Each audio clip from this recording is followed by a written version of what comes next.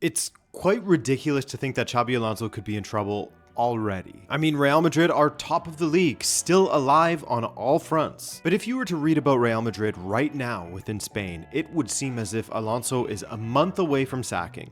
A few matches without a win, and looking at the matches that are coming, if things don't improve, then there are suggestions that he could be on his way out already. I mean, you have Marca, famously with a major Real Madrid slant, releasing headlines that say things such as suffering, or that result damages Alonso, things like that. Now, they did get a positive result against Olympiacos, a 4-3 win, but it wasn't exactly a convincing result. Major positives to take from it, of course, namely surrounding Vinicius Jr.'s play, Mbappe scoring tons of goals again, and Güler back to setting up goals. But it wasn't the solution to the broader problem, nor a massive improvement in their general play. So it's a bit of a mini slump of sorts, according to Spanish media outlets, and no doubt, beyond results, the football has been uninspiring. That match against Elche was especially poor, where they were lucky to come away with the point. This, after looking like they were so good earlier in the season, hustling, pressing, yes, even Mbappe, more than most squads in Europe. A breath of fresh air for a lot of Real Madrid supporters. They were working hard. So now, why are they struggling, and what has contributed to this? Well, in my opinion, there's a bit of a domino effect at play. I say one of the first things that has been a big problem has been the injury to Mastantuono. For those who didn't watch a ton of Real Madrid early in the season, losing an 18-year-old who just signed for a club to an injury may be, confusing, especially when you consider that he wasn't an undisputed starter before he picked up an injury as well, and that he only has 1 goal and 1 assist. But part of what made Real Madrid's press so effective was the work rate and intensity that Mastantuono brought in the press, where he was providing more goal contributions at River Plate than at Real Madrid on a per-match basis. He was still very important to how Real Madrid were winning the ball much closer to their opponent's box, committing a lot to the overall system and approach from Xabi Alonso early in the season. However, it wasn't just his injury from the beginning of November that had contributed to this Mastantuono going missing, because he was starting to lose his starting place due to a mix of players returning and Xabi opting to play more experienced players against bigger opposition such as Atletico Madrid, Juve, and Barcelona. Another aspect was the return of Jude Bellingham,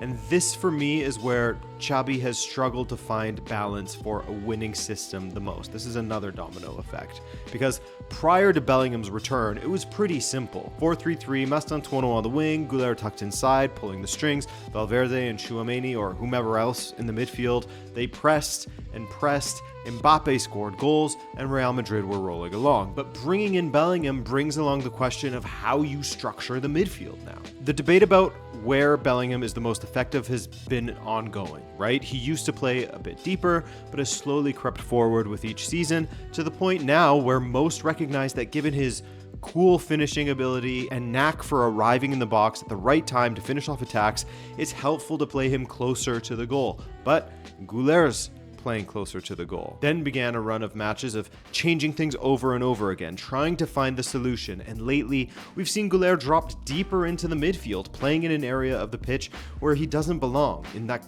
almost double pivot kind of role, while Bellingham is further up the pitch, closer to Mbappe. Now, on the one hand, it's understandable as Xabi is trying to maximize the performance of one of his best players in Bellingham, but unfortunately, Güler isn't taking to the deeper role very well just yet. Right now, the obvious answer seems to be swap them back around. Have Bellingham play as the sort of number 8 role and have Güler closer to Mbappe again further up the pitch. But it's an understandable conundrum as both players have to be out there, and no doubt it's causing a similar, not to the same extent, but a similar feeling amongst Real Madrid supporters to the whole Vinicius and Mbappe conundrum from before. Well, not from before, still in the present, kind of. Speaking of which, Arda Güler was a direct contributor to Mbappe's top form in the early portion of the season, and since being moved out of his preferred position against an at the time 18th placed Valencia, where he got 1 assist, he hasn't contributed to any goals against Rayo Vallecano or Elche. Conversely, Bellingham had a goal and an assist for Real Madrid against Elche. Mbappe didn't score against either team, but he got an assist against Elche. So make of that what you will, But the net outcome here is that with the loss of Mastantuono and the restructuring of things in the midfield, not to mention Valverde not having his best season by his own admission, Real Madrid has seen their form falter, and their lead at the top of La Liga get cut from 5 points to just 1 in 2 matches. Speaking of the Elche match, the defense has been another issue for Real Madrid, with neither the back three nor a back four looking particularly rock solid, completely different to how they started the season as well.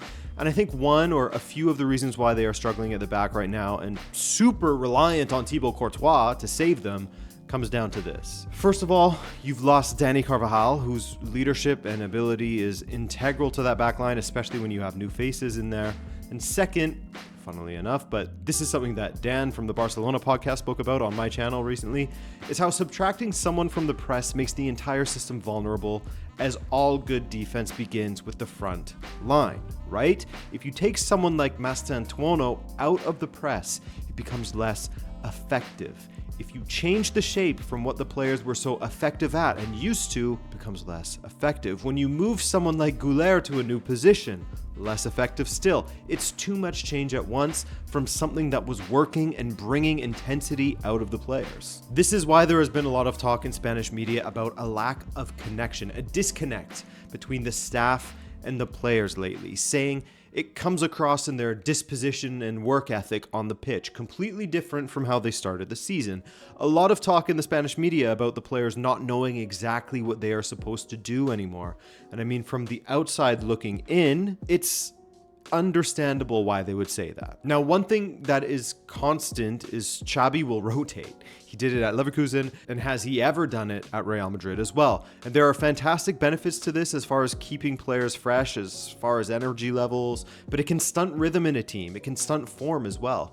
It's felt like he's followed his own policy a little too much in some ways, and was maybe guilty of breaking something that was working very well in order to force in Bellingham. I mean, he literally did that against Atleti when Jude didn't seem ready yet. And it's not as if he has to drop Bellingham. He just needs to play him a little deeper and have Güler further forward. And then there's a big distraction that wasn't as much of a problem while results were going well, the Vinicius thing. Because before, while Real Madrid were winning and Mbappe was scoring a ton of goals, Vinicius and his camp didn't really have much of a leg to stand on as far as complaining. I mean, everyone saw what he did in El Clasico when he was substituted, saying, "Me, it's always me," and that he's leaving the team when he went storming down the tunnel. But Real Madrid won that match. He did come back, by the way, as you'll remember, but they won that match, so the outcome was Vinicius apologizing to Real Madrid supporters after. But now, the timing of these stories coming out seem a bit interesting, to say the least. I don't know how I feel about it because I don't want to make any unfounded allegations. I'm not here to do that. But as soon as Real Madrid go on a 3-match winless run, then you have sources telling The Athletic that Vinicius told Perez he won't sign a new contract so long as his relationship with Alonso isn't great. You also have Managing Madrid, who are very close to the club also, verifying that Vinicius's camp sees a breakdown in the relationship between player and manager. They do say, Managing Madrid that is, that the club denies a breakdown. His reduced playing time in comparison to when Ancelotti was at Real has been the driver of his discontent, for sure. He's only played the full 90 minutes in 6 of his 18 appearances for Real Madrid this season, and has started 4 of those appearances on the bench. And so again, the timing of this story about him not signing a contract is interesting, or at the very least, it's highly unfortunate. What this does is it adds unneeded pressure on Xabi and a division of opinion amongst fans. There are some that side with Xabi Alonso, seeing his decisions as justified due to Vini not being at his best. There are some who side with Vini in seeing Xabi's inability to make it work with Vini and Mbappe as a continued frustration, as well as remembering how Ancelotti almost always had harmony within the squad, no matter the results and no matter the dysfunction that may have been present from a tactical perspective. And then, whoa, adding further strain, another story comes out from COPE journalist Arantxa Rodriguez on El Partidazo, who is considered tier 1 by many Real Madrid fans, about all of the players that are allegedly upset with how Xabi has been treating them. Basically all of the guys who haven't played regularly, such as Fede Valverde, Vinicius, Rodrigo, Brahim Diaz, Endrick, and Ferland Mendy. It feels feels like these articles and discussions on El Partidazo were designed to strike while the iron is hot in order to erode away Xabi's job security at the first sign of things going awry. Perhaps less so with El Partidazo, as it was a discussion amongst journalists, but the timing is, again, unfortunate, because they also mentioned the players who are happy, and it's all of the guys who are playing well and played regularly under Xabi: Mbappe, Courtois, Arda Güler, Dean Howson, and Alvaro Carreras. Now, again, with the Olympiacos match, you saw a return to the 4-3-3 or 4-2-3-1, with Güler in his more advanced role again. Bellingham on the bench with a fitness concern. He came on later for Güler, thus avoiding that restructuring again, and the return to a back four. However, while the attack looked good, the defense was poor, and Olympiacos had them on their heels again, a team without a win in the competition, outshooting them completely in that second half, dominating it. With that in mind, the defense has emerged as maybe one of the biggest issues for Xabi, alongside the structure that can suit both Bellingham and Güler, without sacrificing too much defensively. On top of that, we've seen Vinicius perform well before this season, as he did against Olympiacos this week, but he has made his voice clear. Anything other than playing the full 90 minutes is not enough. It is all just unwanted distraction for Xabi Alonso, and this picture that they are painting of a dressing room divided is not ideal for a team that is struggling at the moment, in some respects, for a manager that is struggling with consistency at the moment. Although there was a Marca article that came out speaking of Real Madrid's backing of Xabi Alonso above the players, because this was one of the things that people spoke a lot about when they signed Xabi Alonso,